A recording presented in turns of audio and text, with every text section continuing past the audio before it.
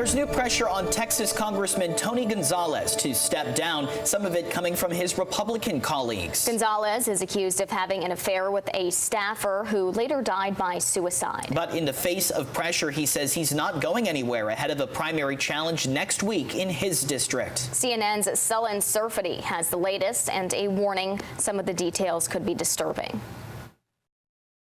Tony Gonzalez needs to resign. We're discussing taking. Calls for Republican Congressman Tony Gonzalez's resignation are intensifying, including from members of his own party. I think it needs to go. That's the line.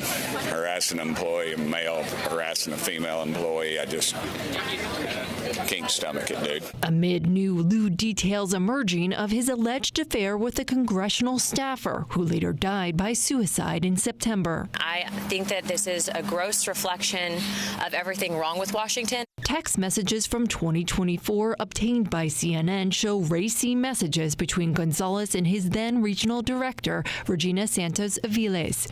Gonzalez asking her explicit sexual questions and pressuring her for a photo. Then send me a sexy pic, he writes. She responds, "This is going too far, boss. So how long have you thought I was this hot?" "Since you worked at the chamber," he writes back. Santos Aviles' husband discovered the alleged affair and exposed it to her co-workers via text in June of 2024, saying, "I just wanted to inform all of you that we will be getting a divorce after my discovery of text messages and pictures that she's been having an affair on me with your boss, Tony Gonzalez, for some time now." He spoke to CNN's Aaron Burnett out front. She had been acting a little strange, and that's when I felt like I needed to go through her phone, and that's when I found out about everything that was going on.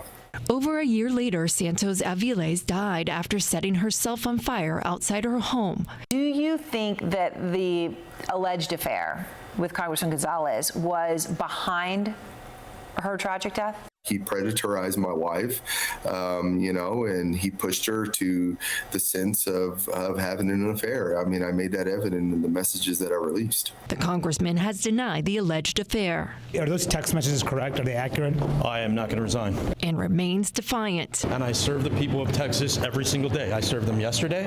I serve them today. I'll serve them tomorrow. I'll serve them the next day. I'll serve them the day after that. The allegations are alarming and detestable.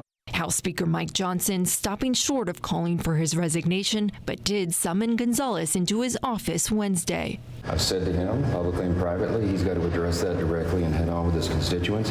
Johnson is balancing a razor-close margin on Capitol Hill, a margin that would become even slimmer if Gonzalez were to go, which would make it tougher for Johnson to advance the GOP agenda.